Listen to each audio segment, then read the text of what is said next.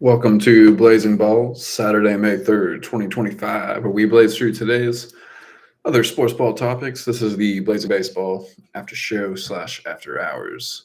Live right now, we got the CJ Brian Nelson Cup going on. And, yep, we got Scheffler at number one here at minus 18. And then at number two, we got Stevens at minus 12. Tied at three at minus 11, we got Kitayama and Castillo, and plenty of other golfers golfing it up right now. We'll check out what the cut is tonight. Yes. Scotty's winning. Yep. Go Scotty. Go Scotty. For tomorrow's MLB slate, we got the Twins at Bums, Padres at Pirates, Royals at Birds, Rays at Yanks, Guards at Blue Jays, A's at Marlins, D-backs at Phillies, Cubs at Brewers, Stros at White Sox, Mets at Cards, Mariners at Rangers, Rockies at Giants, Tigers at Angels, Nats at Reds, and the Dodgers at the Braves. And so, an interesting football news that I saw that broke is Jets QB Jordan Travis is retiring. This is a headline also due to 2023 injury while at FSU. Delayed injury. Yeah, this is by Rich Kamini. And yeah, he is only 24 right now. He turns 25 on Friday. And so, yeah, he was drafted by the Jets. He did have a gruesome leg injury in 2023 when he was balling out for Florida State. And they had to surgically repair his leg.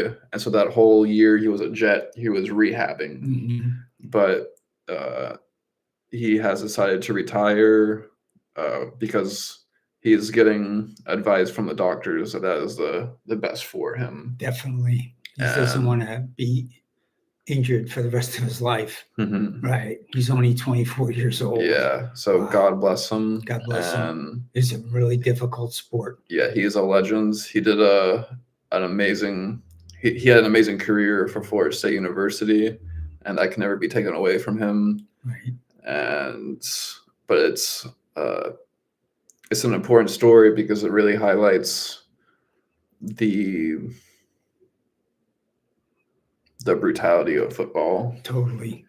And the smart play for him to retire safely after he had such a bad injury, because you don't want to be crippled as a 24-year-old man. Why?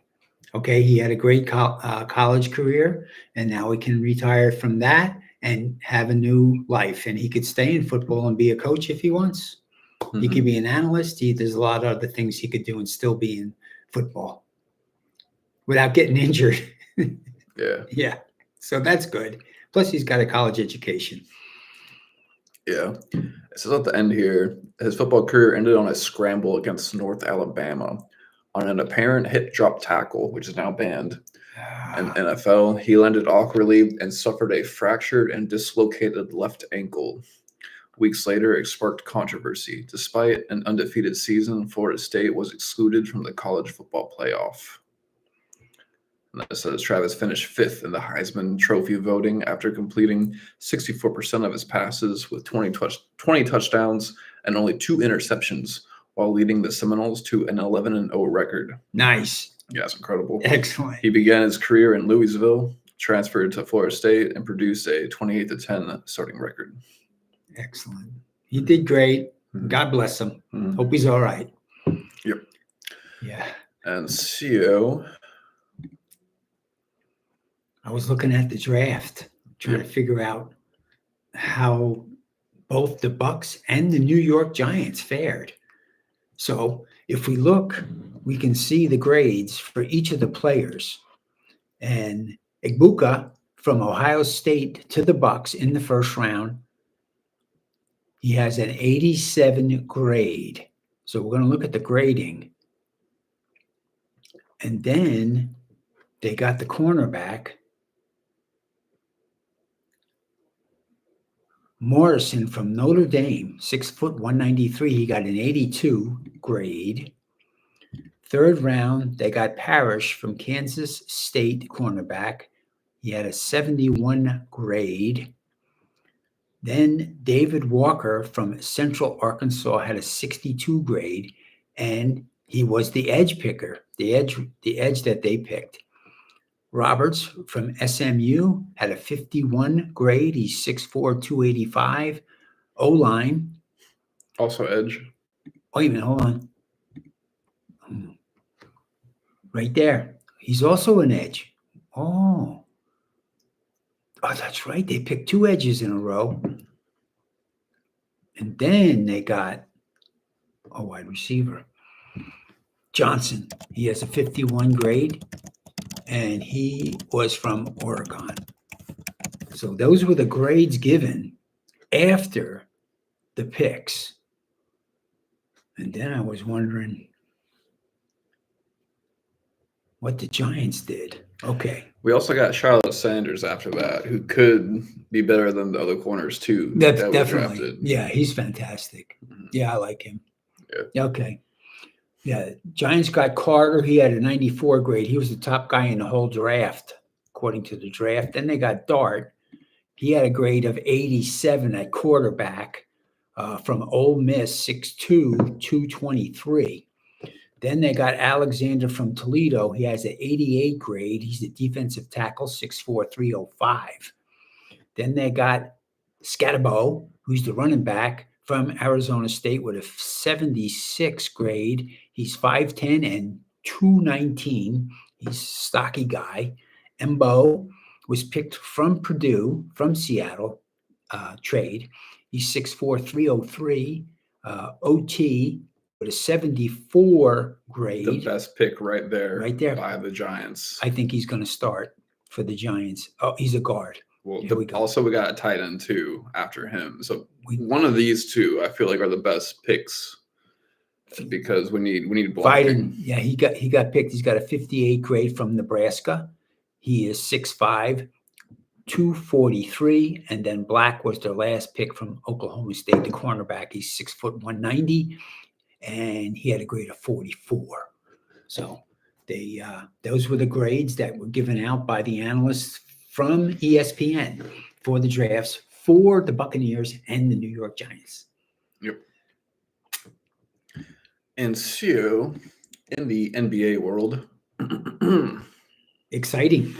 Oh yeah, exciting. The playoffs are fun. Yeah. Yes. The last episode we went live, we were actually watching the Knicks beating the Pistons live, and they beat them 116 to 113. Mm-hmm. And Brunson made a shot that we watched live that is now being talked about as one of the greatest crossover shots in court history for game winning in NBA history. It was beautiful. Yeah, it was beautiful. He made it look easy too. Made it look easy. Oh my God. But that just highlights the Brunson magic. He also, stat-wise, he is the most clutch player right now in the NBA playoffs. So, yeah, whenever you need someone, if you need points, if there's anyone in the NBA, you want Brunson on your team. So that's an incredible thing.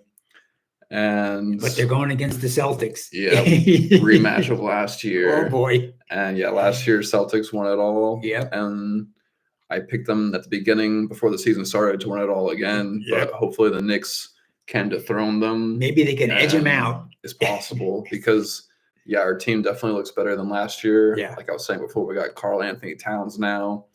And it even feels like Brunson and Hart, everyone's just playing better too. And we got Julius Randle. So we got a good team.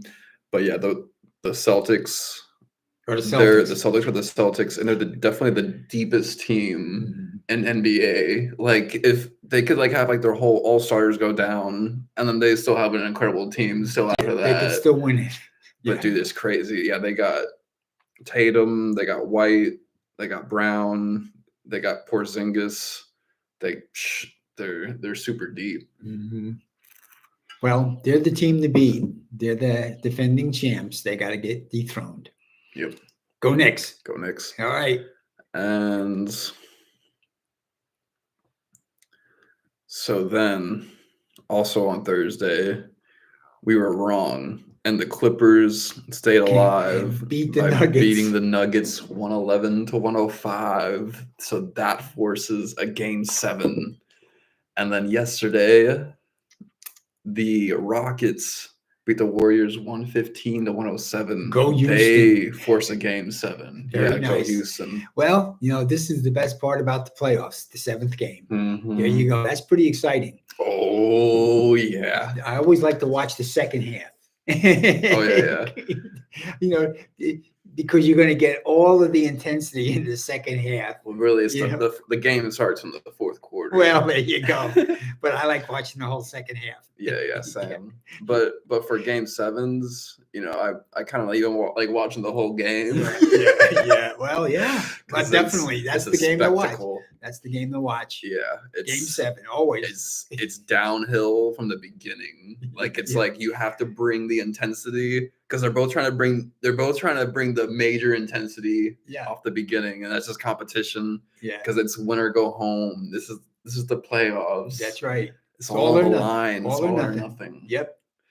So so today it's a lot of fun. Oh yeah, good for the sports fans. Yes. So today, game 7, we got at 6:30 Central Time. We got the Clippers at the Nuggets, and the line has been switching with the sports books. Yes. At first, it was the Nuggets were favored by 1.5.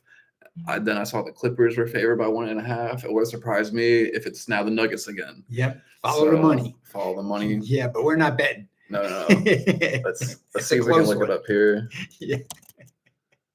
Nuggets bet line. Okay, clicking the DraftKings here.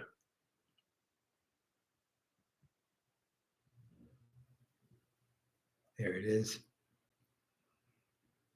So it looks like now the Nuggets are favored by 1.5. A little bit. It's switching 1.5 points. Okay. You know what?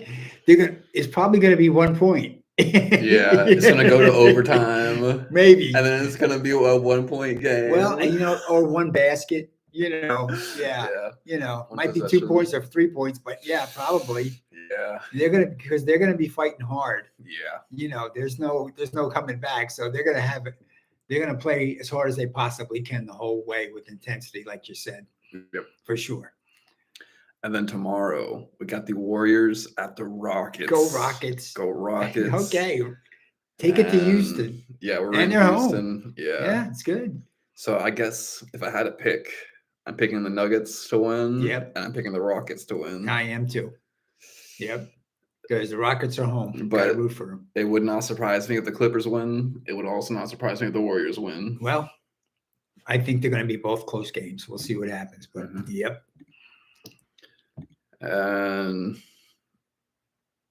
but the Rockets and the Warriors is interesting because there's been a hot topic about Steph Curry's thumb on his shooting hands, maybe just a little banged up. And I was watching Pat McAfee, and he was talking about it, and it's kind of like if you're the Rockets and you can kind of like bump into his hand constantly all the time. Boy. You might as well do it too. Well, the best shooter. Well, if he's maybe a little bit injured. And there was a picture by the social media they put out that went viral because his thumb kind of looks kind of swollen. So, well, probably is. Yeah. And I mean, they play injured all the time. Yeah. So he's used to it, but he can shoot with both hands. So he's amazing. Yeah. So he might. 101. Yeah, he's the 3-point king. Well, I don't think that's going to stop him. Yeah, no. I think he's going to still bring it. Yeah. And then we got Jimmy Butler, aka Jimmy Buckets, with the Warriors now, and playoff Jimmy, as they say, is something else. So we're going to see Game 7 playoff Buckets come alive. This is the clutch. It's going to be crazy. Who's bringing it in the fourth quarter? It's going to be fun to watch. Oh yeah. Okay. Enjoy, sports fans. Yep. Any other sports ball topics you want to go over? That's a wrap, Mr. Colby. Yep. I will catch y'all here on Blazing Baseball on Monday. Blazing through Monday's baseball topics. Peace. Blazing Sports.